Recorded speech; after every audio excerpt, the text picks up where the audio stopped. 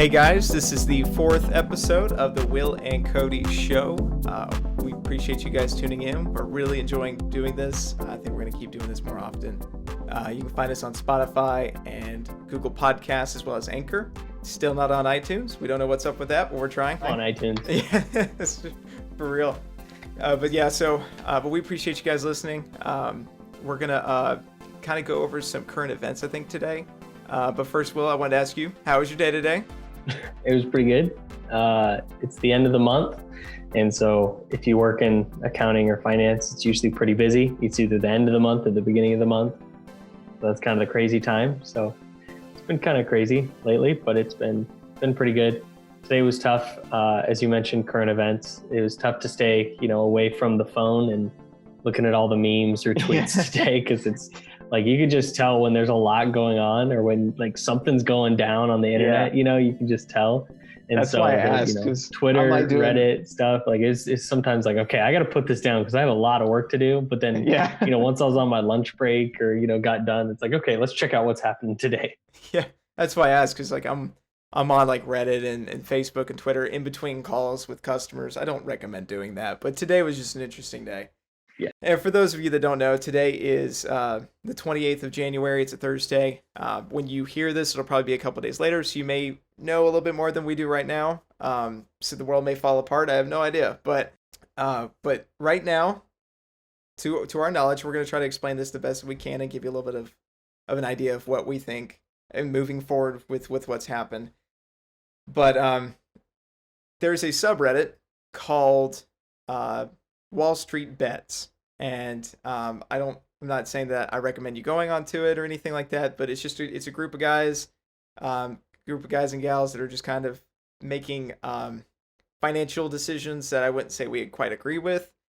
But that's what they do. But recently, in the past couple of days, they have been pushing to buy GameStop stock, ticker GME.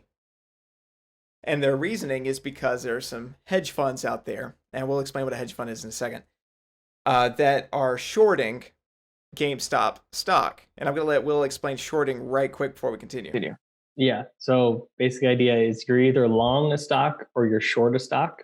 So long is what we typically say with like buying a stock. So you do good if the stock price goes up. And then shorting is just the opposite. So you do good if the stock price goes down. So usually you short a stock when, either they're about to go bankrupt or there's some negative news in the market, or you think, they're doing really well, but they're going to start doing really bad. So you're basically betting on the price to go down instead of normally you're buying when the price, when you think it's going to go up. Mm-hmm. So if you own, if you're shorting a stock, these particular hedge funds were expecting the stock price to go down. So they're betting on that. Gotcha. Yeah, so these hedge funds are shorting these, not just GameStop, it's AMC and I think like Nokia and some other things. And then somehow Dogecoin, which is a cryptocurrency, meme cryptocurrency, is somehow in the mix. But yeah, these stocks are now called meme stocks, by the way. So we may refer them to as meme stocks. Such, yeah. Yeah. So, but yeah, they're attached to these hedge funds. I don't know them off the top of my head. I think company Citadel, you can correct me if I'm wrong here, is one that owns one and is running it. But a hedge fund's kind of just a really risky opportunity, I guess, for certain people. It's not something that you can publicly trade. You usually have to know somebody to become part of one. So you can kind of think of it as like a mutual fund with some extremely risky, betting something into or shorting or buying really risky stocks or really anything. A hedge fund could be anything. It could probably be racehorses or, I don't know. It could be anything. Cryptocurrency. It's just very exclusive, I think, is the main thing. Yeah. Usually it's, you got to know somebody or it's pretty high dollar to get in. So not your regular thing that, everybody could get into, but it acts kind of like a mutual fund. We're saying where people pool their money and then a manager will invest that on their behalf. But it's very exclusive. Yeah. It's not something like you and I could get on at all. Maybe we'll start one ourselves. No, I'm kidding. But beyond that, there's no way.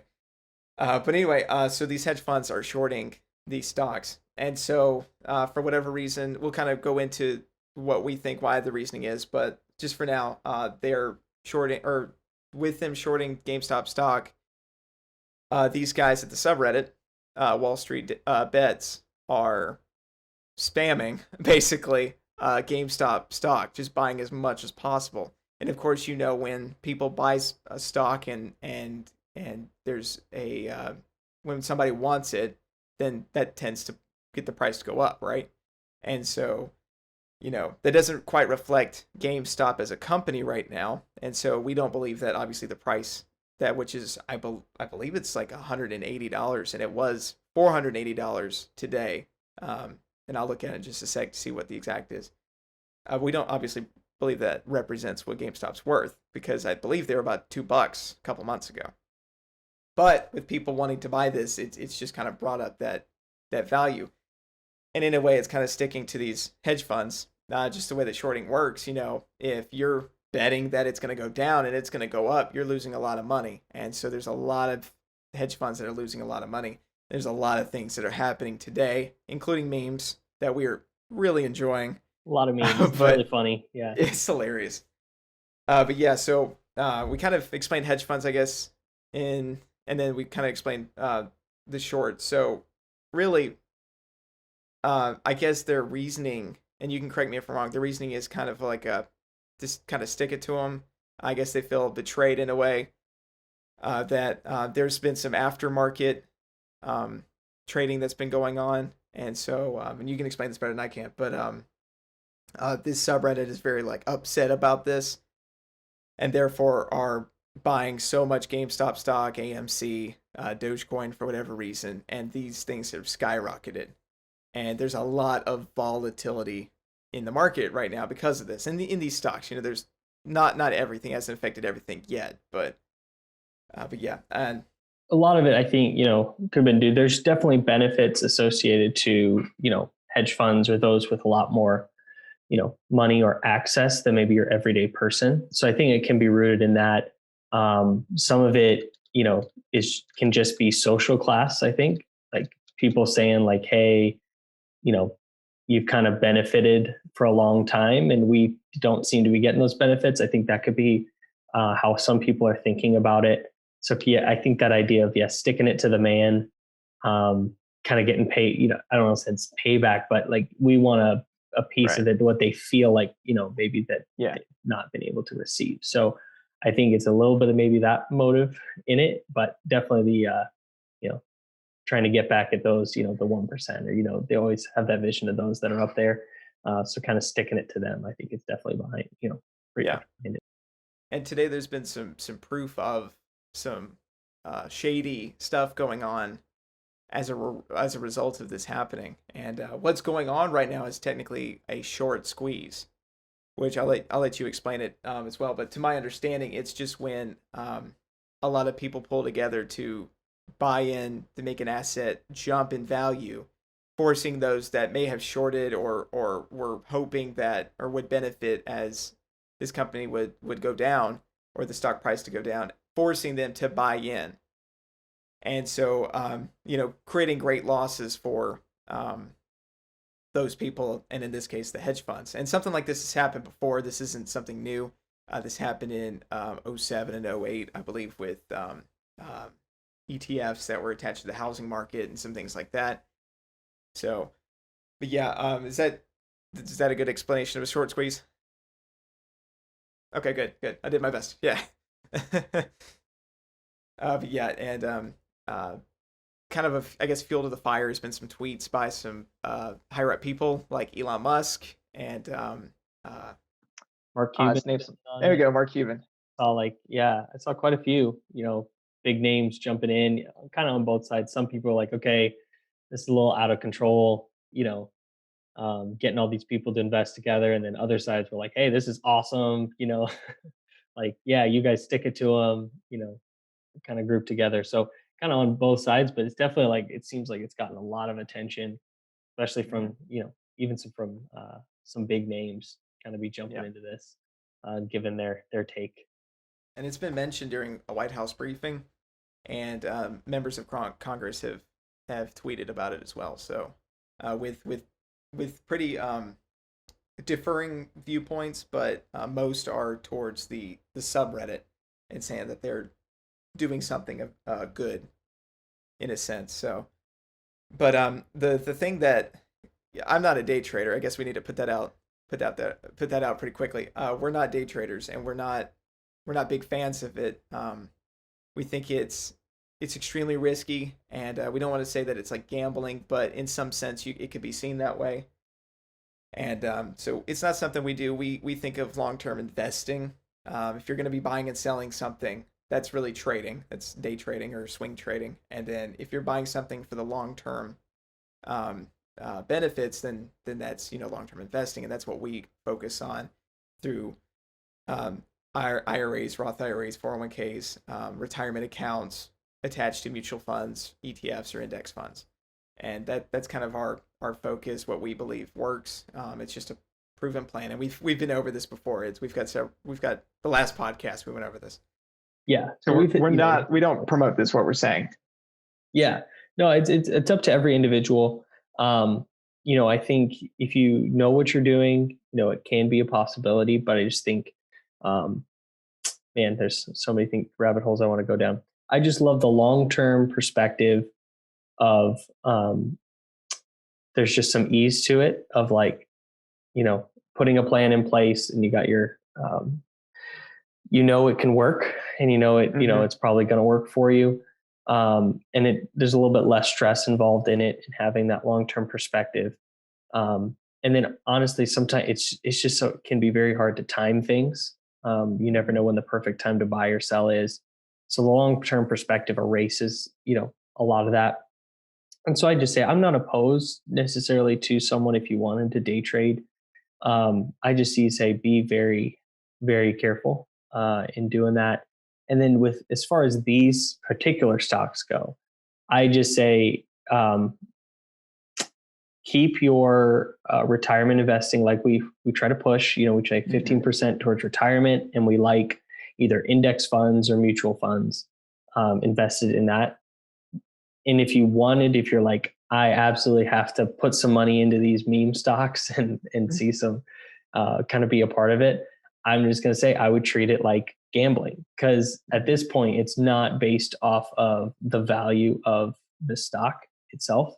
It's all just about like, oh, let's go buy this. Oh, let's go buy that. Let's bump it up. So if you're doing it just to try to make a quick buck, I would treat it as gambling. So don't put anything in that you're not willing to lose. Because my perspective on the market is the market will always go up in the long term. As a whole, if you invest in, as we say, the stock market, if you invest in that in the long term, it's going to go up. But in these specific cases, when you're investing in these stocks, and they could go anywhere based on how people are feeling that day, if you're not willing to lose it, I wouldn't put it in, if that makes sense. So I think plenty of people will come out of this really rich. I think some people will make some money. Those that are looking to it, if those that are looking to send a statement message, maybe that message will get across. But for those that are jumping in just for the money, I think, some will walk away with a lot, but I also think a lot of people are going to lose a lot of money. And that's the unfortunate thing of this. And so we'll kind of see at the end of it, for those that, were looking to make money and didn't, it could really hurt a lot of people. So I just say, be careful. It's definitely interesting as far as the message side of what they're trying to say, of like, trying to make a point. But I'd say if you're doing it for the money perspective, I personally would look at it as gambling. And I know people may differ, but it's just kind of how I see it, at least. So yes, plenty of people will make money, but also plenty of people are going to lose a lot of money. Yeah. Yeah. And the people that usually make a lot of money, this is their full-time job. I mean, there's day traders out there. I know some, and they make money, but it's very risky. But I'm not opposed to giving it a shot though. If you want to like buy a couple of stocks of Coke, or if you want to get into the meme stocks here, and go into this GameStop thing just to see what happens. I've done it myself. I bought a partial share for $20, or I'm trying to. We'll get into why I didn't this morning. But I tried to just to kind of be updated on what's going on, just to see what was happening. And if it turned 20 into 40, I might go take my wife out for dinner, right?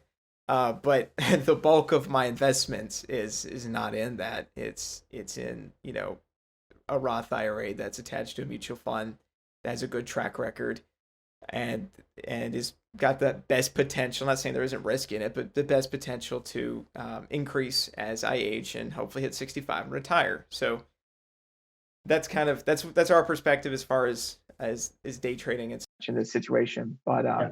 And I'd say I didn't want to make a quick note. Sorry, that I was just thinking I'll need to look up as far as the specific things I'm referencing. But I'd say just do some research on long-term investing. And there's a lot of research that's been done as far as like matching it back to, what we say like beating the market or the S&P 500, as far as different strategies or, different ways to go about it. And there's been plenty of research done. And so you can look up a few, results. There's a few, that I just point out that say like, hey, over the long haul, you may make some quick wins, but you're going to lose some, make some, lose some. So about average, usually index funds or mutual funds usually end up, right there at the top, but the amount of worry or, anxiety can be a lot lower. So that's just my thing. So if you want to take a portion of maybe what you say you're investing and mess around with some of these things, I won't fault you for it. But if you lose it, just be willing to lose it. But with the rest of it, man, it's, knowing that it's, have confidence in your plan and it's a long-term perspective. You're not worried about these short-term up and downs. But you'll get there in the long run. And I viewed the subreddit today, and there's a lot of people that are stressed out right now. They've got the I guess their leader. I forgot what his subreddit name is, but or his Reddit name, but he is I think he's like 14 million or something. Something crazy that he's earned from this. And of course, his whole thing is about the movement and sticking it to the hedge fund owners and investors and the 1%, according to them. And so, he's not there for the money. There were some people that were, and they were showing their Robinhood accounts, snapshots, and I saw 100,000s, a couple of 16, 20,000s, and these people were, and it was all in GameStop, and that's cool. I mean, that's awesome. Sometimes I kind of was this morning. I was like, man, I kind of missed out. Yeah, I mean, but there's a lot of stress going on, and so yeah, some people may be millionaires, but a lot of people's going to lose money, like William said. And if you just do the long-term plan, it's a lot less stressful. You don't have to worry as much. You don't really need to worry what the market's doing. You just kind of see that trend. And of course, if you want to learn more about that, our last podcast we talked about the strategies for long-term investing and stuff like that. So definitely go back to that if you're interested. Yeah, and I didn't want to say definitely the differentiating there between, people that are jumping on this to make money versus to make a statement. Mm-hmm. I think that's where we're kind of separating of like, if you're, the people that are doing it to make, make a statement, it's like, okay, I understand that. People doing it to make money, that's where I'm saying like, hey, yeah, be careful just jumping in thinking that you're going to make a bunch. And so with that, with the statement part, that's, I think the other thing we wanted to talk about, briefly. It's not really our focus. But I was just talking to, think about it and talking with others, and just so it's an interest of ours, and so we might as well share it, here in the podcast. So it's a little out of the box of what we normally talk about, but we did want to talk too about kind of the stuff that went on today, as far as maybe what some regulators or some platforms they took and how that kind of affects everything. So this is a little bit of a macro kind of big perspective, not really our normal thing of budgeting, emergency funds and saving, but it's something that we're interested in. So hopefully it's a little bit interest to you guys. But Cody, I didn't know if you wanted to share a little bit with that. Absolutely. Kind of, then we can go into a little bit what we think about it too. Yeah, sounds good. And right before we recorded the podcast, I went to my wife. I said, hey, we decided we're going to talk about current events. She goes, no, you're not going to talk about margin emergency funds. So I think she's happy. We're going to talk about something different. Yeah, finally. But yeah, so last night I was hearing about the memes. A friend of mine showed me GameStop stock. He's like, dude, look at this. And I've been focusing on work in our company, so I haven't really looked at the market. And I was like, whoa, like I went to GameStop or went by GameStop and it was kind of closed. I thought this doesn't make sense. And I'm looking at it right now. It's $193 right now. And the high was $483. and just 6 months ago, it looks like it was $4. So that's huge. And so I, as a guy that's interested in economics and finance, I was like, I gotta investigate. Well, all last night, I'm studying subreddits and stuff like that, and so a buddy of mine were like, you know what, we kind of like the movement, and I won't. We'll get into the movement more in a little bit. But I was like, you know what, this is kind of cool. Let's just kind of jump in a little bit. Not a lot. Let's just throw $20 in there. Robinhood lets us have partial shares. I just want to see what happens. Maybe in the next day I make a couple bucks and I can take my wife out. So, no big deal. I either get a date or I lose $20. It's no big deal, right? So anyway, I placed my orders last night for some AMC, GameStop, a whole bunch of other stuff. I split like $30, split out from all the meme stocks. And I get woken up. I slept in this morning. So right when the market opened up, I'm getting all these emails saying, your order's been canceled, your order's been canceled, your order's been canceled. And I'm like, what? I was supposed to wake up a millionaire. What happened? And so I call, all right, I text my buddy. I'm like, hey, dude, what happened? And he goes, it's happening everywhere. And I go to the subreddit, and Robinhood basically shut down. I think it was like 9 stocks. Not shut down, but like just did not let you access them. If you had stake in them already, you could sell them, but you couldn't buy more. And other people that wanted to buy more, they couldn't. And for me, I couldn't even find the GME ticker in their list. And so I'm like, well, okay, this isn't good. And so doing some studying, and I'm not super educated in this. It's just I still had a job today. I had to work, so I was doing studying between breaks. But yeah, they basically halted the ability for these traders to be able to trade in GameStop and AMC and some others. And I think even Dogecoin and Bitcoin was affected somewhat. And some of their excuses don't seem quite legitimate. And so and a lot of people are skeptical about what's going on. And the subreddit is already filing lawsuits and putting up complaints to the SEC about Robinhood. Come to find out, it's not just Robinhood. My mom, then last night, I texted her and I was like, hey, AMC's going to blow up tomorrow, just as a joke. And she's like, okay. And she buys like a couple shares just for fun. And she wakes me up and she's like, what happened? It's in half. And come to find out, it's because nobody could buy and nobody could pull together and continue the short squeeze as it is, because Robinhood and other platforms like, I don't know if these are exact, but like TD Ameritrade and I think Vanguard and some other places. So anyway, so kind of interesting. And that's, in my opinion, that's not cool to wake up and not be able to make a trade. I may not be okay with people day trading all the time. I may think it's gambling, but it's a free market. You should be able to do that. And the fact that I woke up and I couldn't do that kind of bothered me a little bit. So I'll stop blabbering. I'll let you. No, you're good. Good story. Yeah, I think it's a little concerning.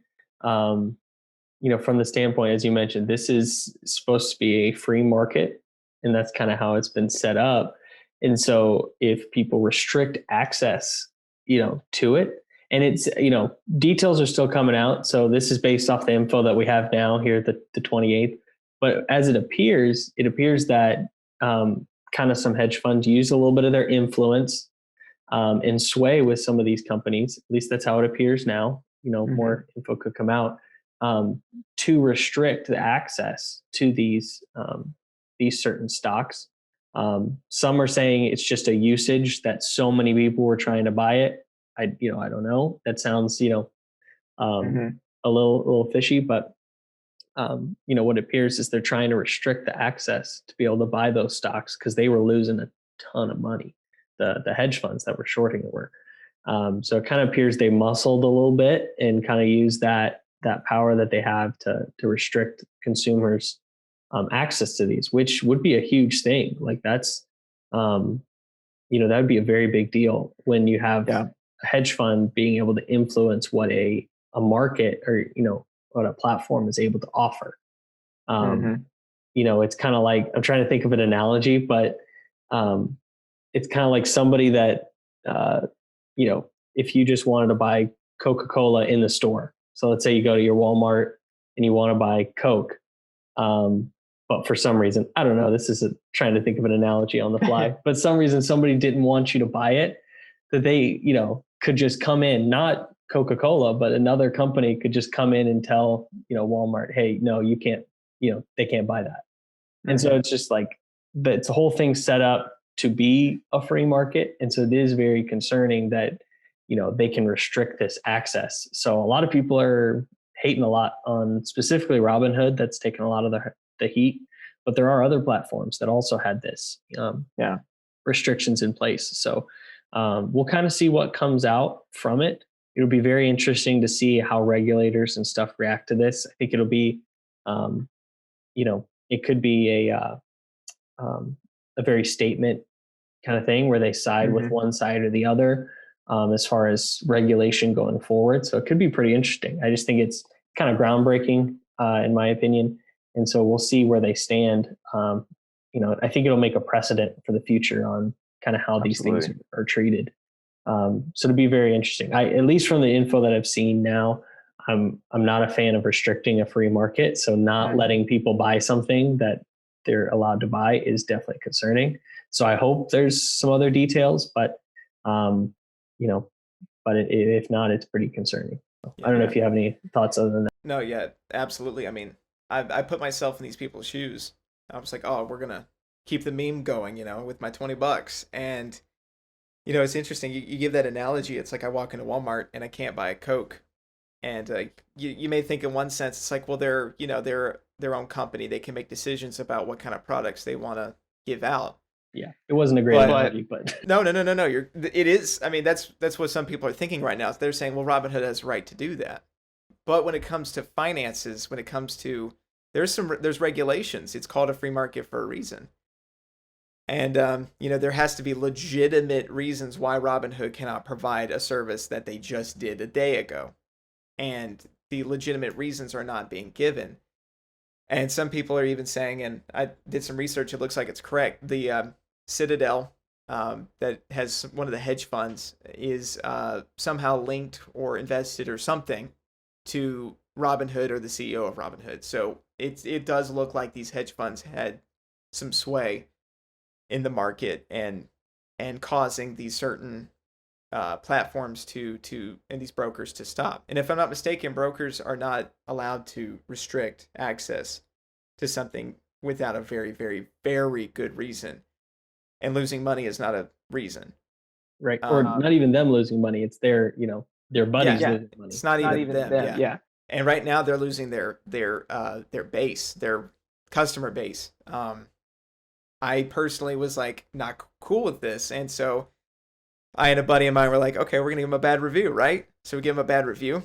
And then I open up the Play Store, Google Play Store, and it's like a 1.1 review. And I'm like, yeah, we did it. Yeah, it got hit with the bad review. But then if you look at it right now, as of 10 o'clock or 10:30, it is like 4 stars. And apparently Google took out 100,000 reviews, including mine and including my friends, that affected the review. So that's also interesting how Google and big tech, I guess, is involved somehow, some way. Because, why does Google care about the review of something, right? So, that's not really finance related, but it kind of is. And so that's why I'm sharing it. And so it's a little concerning. But my opinion about my investment strategy has not changed. Just because, even if something like this really affects the market, we have a huge crash or we have a dip or something like that, another recession, our market's gone through a depression and a great recession, and of, 2008. And therefore, America has proven that it always comes back. And so if you look at a long-term perspective, way more than 20, 30 years, everything works out okay. I'm not saying that there isn't risk, but it's worked so far. And so my long-term investment strategy is not changing. However, as a fan of the free market and wanting people to do, what they want and be able to make investments and maybe play around a little bit, it is a little concerning. that platforms are doing this. So yeah, that's at least my take. Yeah, no, I agree.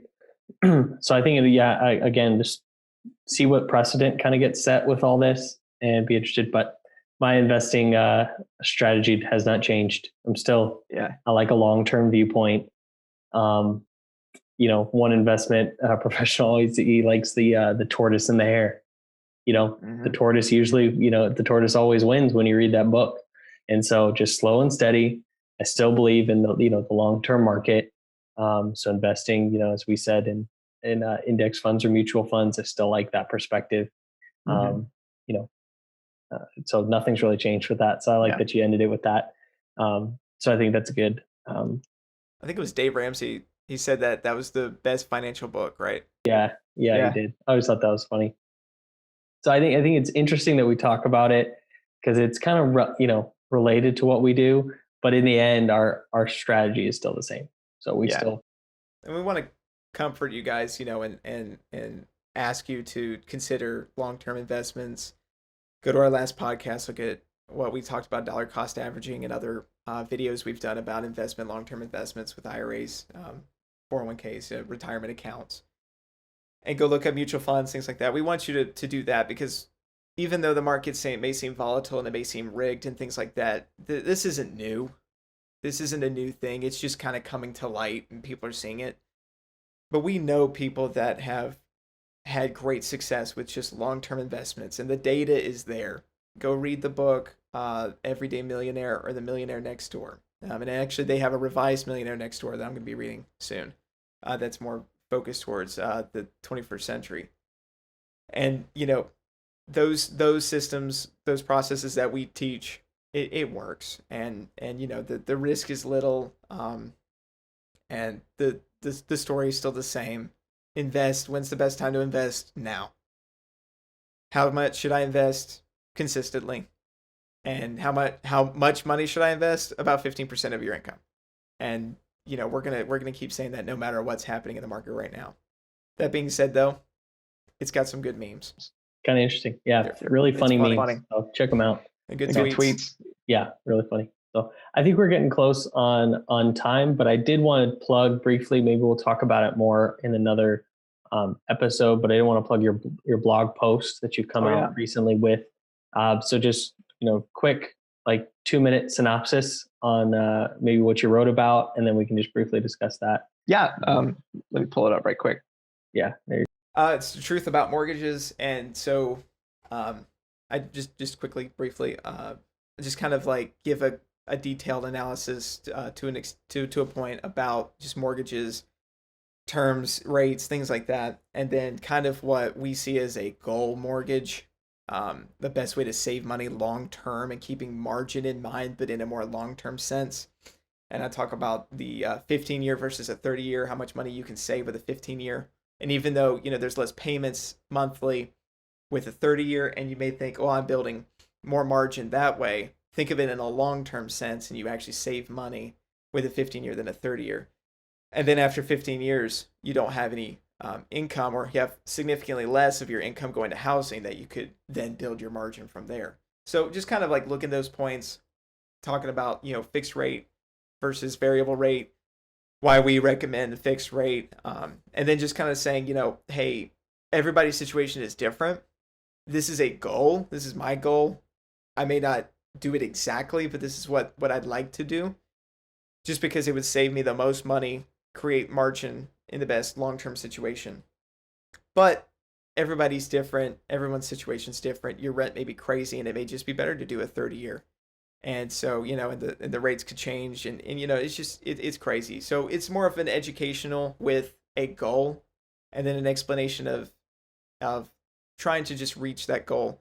And if you can, it's okay. Just do your best. Everybody's situation's different. And of course, and if you guys, if you have a crazy situation and it's not really covered in the blog, ask us. Go to www.willandcody.com. We're here. Ask us any question you like. Social media, send us a message on Facebook or Instagram, or TikTok or Pinterest or YouTube. We've got it all. We're everywhere. So wherever you find us, just do that. We'd love to answer your questions. we'd love to talk to you. Even something personal we won't mention on the blog or on the podcast if you don't want us to. If you just want just Will and Cody's personal opinions about a situation, just go ahead and send it our way. And but if you do want it featured on the podcast, we'll do that. And if you want to be featured on the podcast, we'll consider that too. Yeah. Anyway, www.willandcody.com.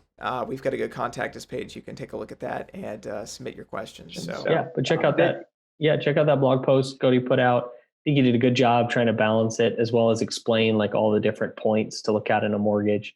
And then, as you mentioned, every situation is different. And so I'd also say, what may be the best financial situation may not be the best, emotional. So it's like, what would be the best, for you personally? It may not be the best mathematical, best situation. So some people, they maybe could invest more for using a 30-year mortgage than they could a 15. But some people like the confidence of in 15 years, I will own 100%, my house. So there's trade-offs. So I like that point that it's definitely based off the individual. You can kind of cater to that, but I like that you put, your goal, but it doesn't always have to look exactly like that. But again, if you ask us questions, if you have any about that blog post or really anything, so we're happy to answer it. Awesome. Well, I think that's going to wrap us up. We're hitting about 36, 37 minutes, so we're going to go ahead and wrap it up. A little bit longer than last time, but we wanted to kind of cover the recent events and then, of course, go over the blog post a little bit. So hopefully we'll see you next week, and maybe the world won't turn upside down. Maybe we'll have a couple good more memes and survive, so we'll see what happens. But we do appreciate you guys. That wraps up Will and Cody Show episode 4. Again, if you have any questions, go to www.willandcody.com and submit your questions there. We really appreciate you listening, and we'll see you next time.